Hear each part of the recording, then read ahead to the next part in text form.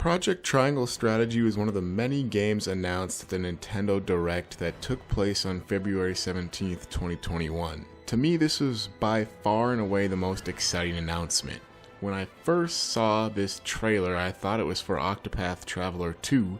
After seeing more, however, it was obvious this was much more than Octopath 2. This is a grid-based tactical RPG that clearly takes inspiration from Final Fantasy Tactics, a beloved classic.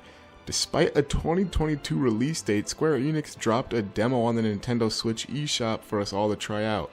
After spending about 5 hours with the demo, I wanted to discuss my thoughts on Project Triangle Strategy and explain why I think it has unlimited potential. My name is the Ashen Dragoon, and here on this channel I make videos on gaming and gaming news, specifically with a focus on RPGs, and I also like to make in-depth analysis videos on the games I'm really into. If you do end up liking the video, make sure to leave a like, subscribe to the channel, and hit that bell icon to get notified every time that I upload.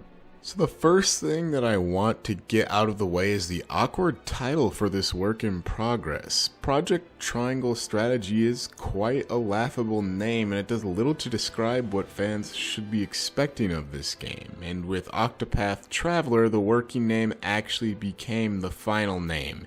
I really hope this is not the case for Project Triangle Strategy. I just think there's way too many better names they could come up with to ensure that the game doesn't end up as a meme.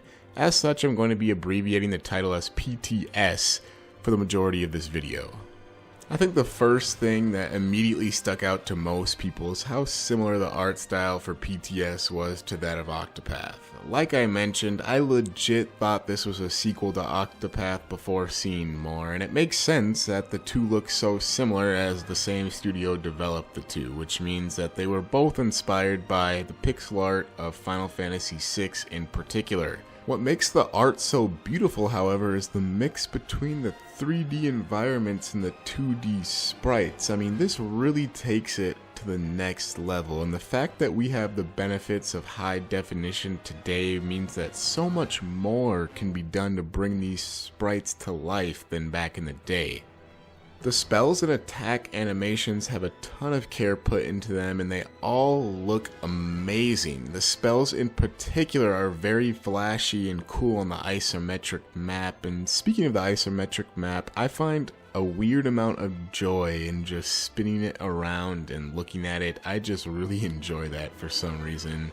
On top of that, the thing I loved the most was the original art they had for all the character portraits / profiles, and I thought they did a lot to help craft the world and really get you to picture who the characters are in more detail. Personally, I would have thought it added a little bit more life to the game if the portraits were present when the characters were speaking, but I guess with voice acting that's not completely necessary. I don't know, maybe that's just a personal preference on my end.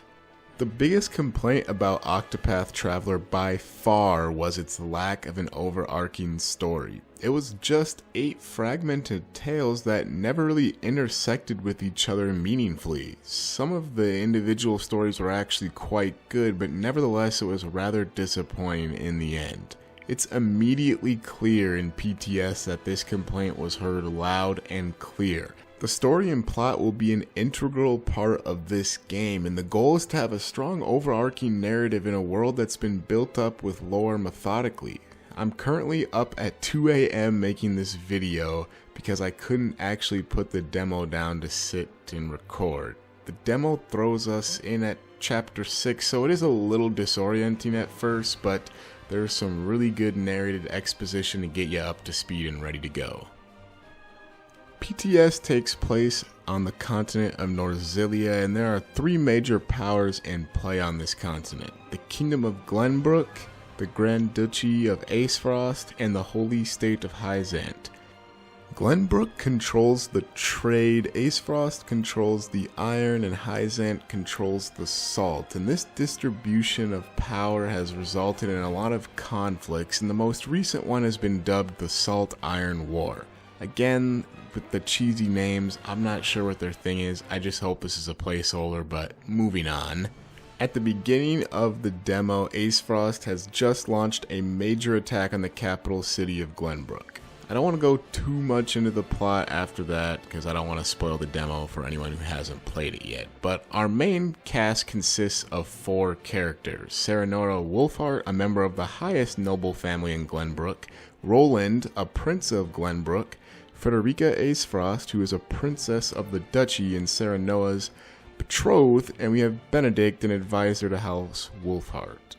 And I know I butchered some pronunciations there, so just bear with me as I learn them with you guys. But besides those main 4 characters, there are a lot of other important allies that play major roles in the story. There are so many different adversaries too that actually get quite a bit of screen time through what I like to call meanwhile scenes that really help to flesh them out. This may seem like a useless detail, but I'm trying to emphasize how much more the story is emphasized in PTS than it was in Octopath. Literally, this demo got me hook, line, and sinker into the lore of this world, and I already want to know more and progress the story.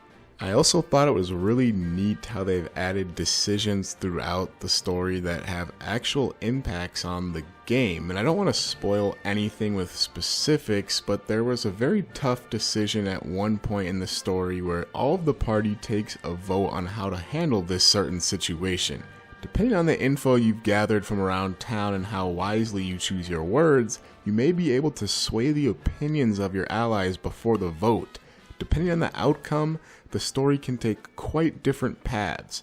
I made a save and took the different path options in this demo, and I was surprised by how much different the outcome was based on my choices, and the influence I had really seemed to matter. It was not an illusion of choice. I'm not sure how far the dev team will go with this and how divergent the paths will really be in the final product, but I think this is a very good foundation to build on. So while the gameplay is not traditional turn-based, I would describe it as a traditional tactical RPG experience similar to Final Fantasy Tactics. I do think that the formula has been refined though. There have been some cool additions like gaining a bonus attack for surrounding an enemy and combo-like coordinated attacks that are really cool and flashy. High ground is very important in this game, as well as directional attacks and flanking. My favorite part about the battle system is how unique all of the characters in the demo feel. Each character feels like they have a unique role and use case. Even some of the new characters that can be recruited are unique and have their own special uses. I love when games make it so that units don't feel samey, and it makes them really feel like they have value in combat and even outside of combat. To me, it felt like there was a lot of viable ways to approach combat given the tools in each of the party members' kits. I like how unique the skills are and how there are many different skills that manipulate units or the environment. I just hope that the skills you unlock later in the game continue to build upon the depth of the combat system and it continually becomes more and more complicated.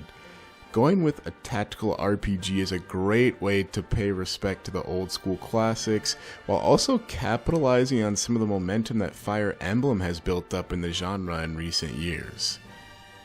Project Triangle Strategy, despite its lame name, captivated me from the minute I started playing the demo.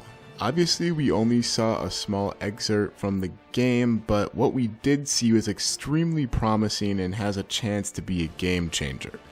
The main thing to ensure that happens will be to keep the story as a whole gripping and make sure that the gameplay continues to evolve and mature throughout the playthrough. This is really encouraging stuff to see from Square Enix guys, who it seems like have been pushing traditional JRPGs hard lately after a stretch where they seemingly believed that they couldn't be successful doing so. I have a few nitpicky things here or there that could be improved, like the voice acting, a couple of typos I think I saw, and some quality of life fixes, but I'll save those for the Square survey. I don't want to bore you guys here. Now I want to know what you guys think about Project Triangle Strategy. If you were able to check out the demo, what was your favorite part about it? Do you have constructive criticism at this point? And finally, the most important question, what would you name PTS instead? Let me know the answer to all those questions down in the comments below. Once again, if you did like the video, make sure to leave a like, subscribe to the channel, and hit that bell icon to get notified every time that I upload. Here on this channel I cover gaming and gaming news with an emphasis on RPGs, and man, what a time it is to be an RPG fan. Bravely Default 2 is coming out. Shameless plug, I'm going to be streaming that simultaneously here on this channel as well as on my Twitch and Facebook accounts, so check out the links in the description if you're interested in that. Legend of Mana is getting a remake, Saga is getting remastered, Persona 5 Strikers is almost here, Final Fantasy XIV's next expansion, Endwalkers is on the horizon, and after that Final Fantasy 16 shouldn't be too long down the road. And Pyra and Mithra from Xenoblade 2 are the next DLC fighters in Smash Ultimate, but I digress. I hope you guys will join me on this wild ride. Until the next one, thanks for stopping by.